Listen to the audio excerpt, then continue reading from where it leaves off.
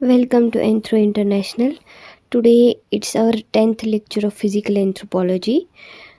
In this lecture we are going to study about human evolution. First of all, we will check the syllabus of both UPSC and UGC NET JRF. अगर हम यहाँ पे देखेंगे तो human evolution जो है यहाँ पे इस सिलेबस में 1.4 है human evolution and emergence of man. यहाँ पे अगर हम नेट का सिलेबस चेक करेंगे तो यहाँ पे भी ये एवोल्यूशन की थियरीज़ हैं। ठीक है, तो बिफोर यहाँ पे है human evolution and emergence of man, तो हमें पहले ह्यूमन एवोल्यूशन क्या होता है इसके बारे में स्टडी करना है। यूजीसी नेट में इन्होंने वो नहीं दिया है कि एवोल्यूशन क्या है, बट जो थियरीज़ हैं थियरी सारी एवोल्यूशन की है, लेमार्किज्म, नियो लेमार्किज्म। तो इसका मतलब है पहले हमें एवोल्यूशन के बारे में पता होना चाहिए, what basically evolution is. So it's covering this syllabus and this syllabus also. So let's start. Physical anthropology has two principal aspects of study. First is human evolution and second is human variation. Physical anthropology क्या होता है ये सब हमने previous lectures में detail में समझाया है।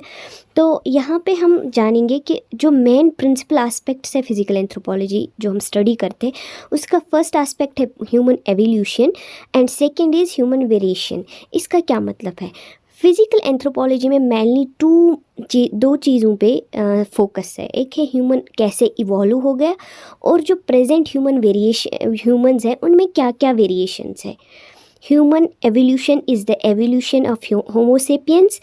ह्यूमन एवोल्यूशन का मतलब है कैसे होमोसेपियंस इवॉल्व हो गए from their ancestors, whereas human variation refers to the differences. जो आज पॉपुलेशन है उनमें जो इंडिविजुअल डिफरेंस है वो उसके बारे में जो है वो हम पढ़ते हैं, वो उसका मतलब है ह्यूमन वेरिएशन। ओके, तो ये मैं आपको एक एग्जाम्पल से ऐसे समझा सकती हूँ कि ह्यूमन एवोल्यूशन जो है ना ये एक प्रोसेस है जो चेंजेस होती है ना, जो चेंजेस होती है एक इंडिविजुअल एक होमोसेपियंस से दूसरे होमोसेपियंस में जो चेंजेस हुई विद टाइम उसको हम बोलते हैं ह्यूमन एवोल्यूशन। लाइक इससे पहले हम मानते हैं एज पर एंथ्रोपोलॉजी हमारे से पहले एप लाइक एंसेस्टर्स थे जिनसे इवॉल्व होके होमोसेपियन बन गया। लाइक इससे पहले थे ड्रायोपैथिकस, देन रामापैथिकस, देन ऑस्ट्रेलियोपैथिकस। उसके बाद कौन सा आया था? Homo erectus, then homo sapien Neanderthal, then homo sapien sapien. तो ये जो होमोसेपियन है ये इवॉल्व हो गया from ape like ancestors. It's called human evolution. जो ये चेंजेस विद टाइम आ गई ह्यूमन के इंडिविजुअल में जो आ गई चेंज उसको हम बोलते हैं ह्यूमन एवोल्यूशन। अब ह्यूमन वेरिएशन क्या होती है? अब जो ये ह्यूमन इवॉल्व हो गया, लाइक हम आज की बात करते हैं जो होमोसेपियंस होते हैं उनमें डिफरेंट जो वेरिएशंस है। Variations in what? Variation in skin colour, variation in skin colour, किसी का मेलेनिन ज़्यादा होने की वजह से डार्क कलर है, लाइक हम नेग्रोइड्स की बात करेंगे जो अफ्रीका में रहते हैं, या यूरोपियंस का स्किन फेरर है, या एशियन का कैसा स्किन है, वो सब स्किन कलर वेरी होता है इसी सेम पॉपुलेशन में। उसको हम कहते हैं human variations. And then body structure में भी आधों के अलग अलग ये होती हैं। किसी का शॉर्ट स्ट्रेचर होता है, कोई लंबे कद वाले होते हैं। This is also variation. और variation in heights, weights, eye colour, इनका आधों का होता है ब्राउनिश, आधों का ब्लैक, आधों का होता है वो ग्रीन। तो ये डिफरेंट जो कलर वेरिएशन, स्किन कलर या बॉडी कलर, आई कलर, तो इनको हम बोलते हैं वेरिएशंस। आया समझ? What is difference between human evolution and human variation? ये दो मेन एस्पेक्ट्स है जो हम फिजिकल एंथ्रोपोलॉजी में स्टडी करते हैं। तो anthropologists are interested in understanding both cultural and biological variation. जो एंथ्रोपोलॉजिस्ट हैं वो दोनों स्टडी करते हैं। एंथ्रोपोलॉजिस्ट जो है वो कल्चरल एवोल्यूशन भी स्टडी करते हैं, बायोलॉजिकल एवोल्यूशन या बायोलॉजिकल वेरिएशन भी स्टडी करते हैं। बायोलॉजिकल एवोल्यूशन एंड वेरिएशन जो है वो हम स्टडी करते हैं फिजिकल एंथ्रोपोलॉजी में, well as social and cultural, चाहे एवोल्यूशन हो चाहे वेरिएशन हो, वो हम स्टडी करते हैं कैसे डिफरेंट कल्चर्स जो है वेरी करते हैं एक दूसरे से। तो वो हम पढ़ते हैं सोशल एंथ्रोपोलॉजी में। Before knowing about the principles of evolution a brief account on evolution is present. जो मैंने बोला पहले ही स्टार्ट में कि हमें सिलेबस में क्या दिया गया है कि हमें थियरीज पढ़नी है एवोल्यूशन की, तो उससे पहले हमें पता होना चाहिए what is basically evolution, what is human variation. Okay, so Herbert Spencer ने पहले, वो इंग्लिश फिलोसोफर थे, उन्होंने फर्स्ट टाइम यूज़ किया टर्म एवोल्यूशन का, ठीक है, बट उनका कॉन्टेक्स्ट था कुछ और, to denote the historical development of life. Okay, तो फर्स्ट किसने किया ये यूज़ एवोल्यूशन टर्म का? हर्बर्ट स्पेंसर ने। मैं रिपीट करती हूँ ताकि आपको याद रहे ये सब।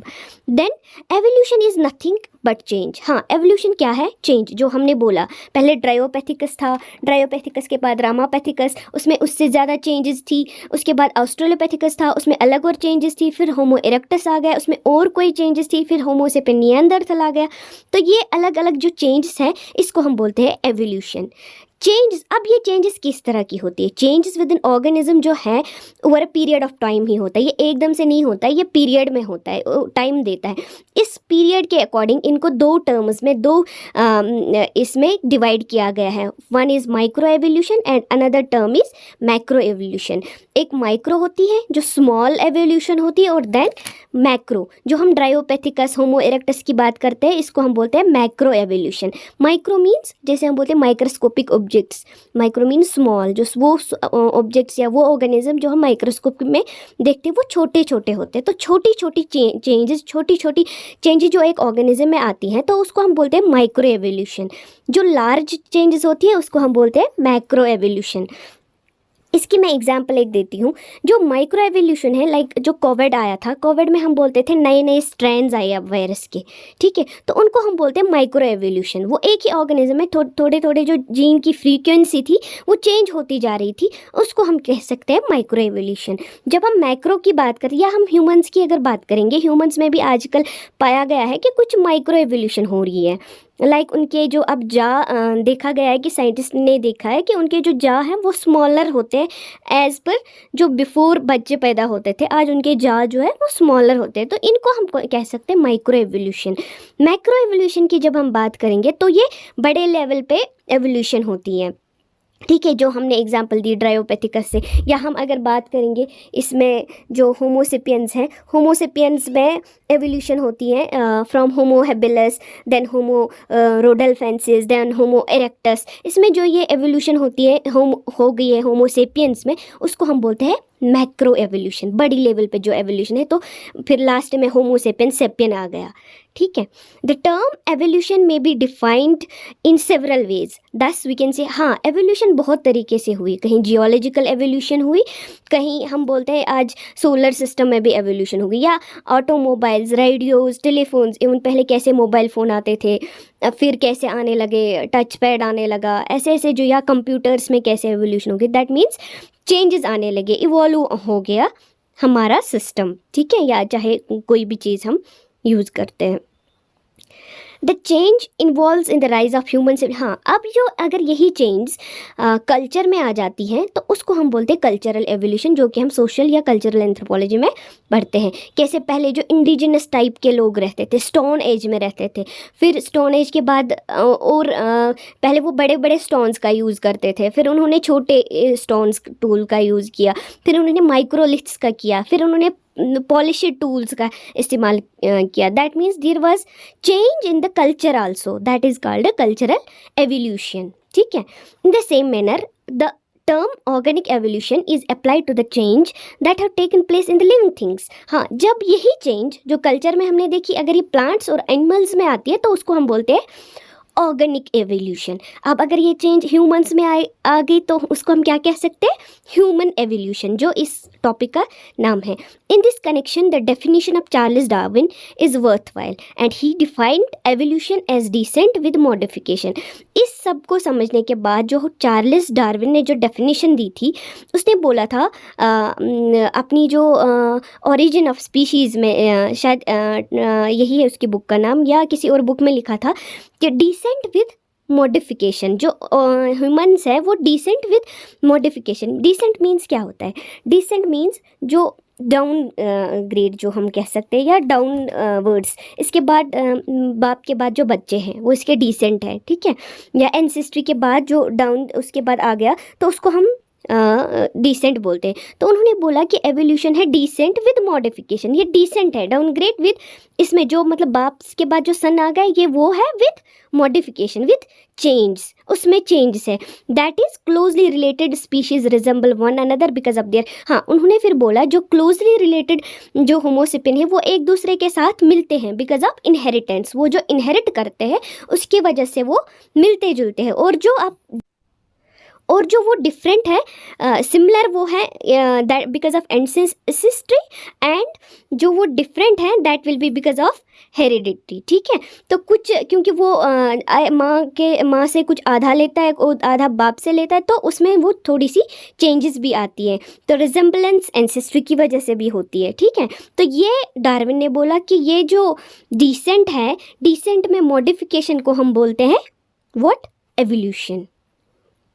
हाँ, देन डॉडसन ने भी बोला, सॉरी बीच में फ़ोन आ रहा है, तो डॉडसन ने बोला evolution is the process by which related population diverge from one another giving rise to new species. कि डॉडसन ने बोला एवोल्यूशन ये एक ऐसी प्रोसेस है जो पॉपुलेशन में होती है, लाइक जो न्यू स्पीशीज़ होती है उसमें डिफरेंसेस होती है फ्रॉम द ओरिजिनल वन, नए स्पीशीज़ में डाइवर्जेंस आती है, चेंजेस आती है, ठीक है। डोब्ज़ास्की ने ये कुछ सिमिलर ये है डेफिनेशन सिमिलर इन्होंने डिफाइन किया है इसको, ह्यूमन एवोल्यूशन को। डोब्ज़ास्की ने बोला evolution is the development of dissimilarities between the ancestral and the descendant population, ठीक है। नाउ ये आपको एग्ज़ाम के पॉइंट ऑफ व्यू से ये याद रखने की ज़रूरत है। Now moving on to the next, thanks for watching. इतना ही था आज के लेक्चर में, ये शॉर्ट ही था। Thanks for watching. If you like the video make sure to subscribe for more. आपके सब्सक्रिप्शन से ही हम आगे इसमें और एफर्ट्स डाल के और काम कर सकते हैं इस पर, तो so please subscribe our channel, follow us on Twitter, Facebook and YouTube. Thank you so much, thank you once again.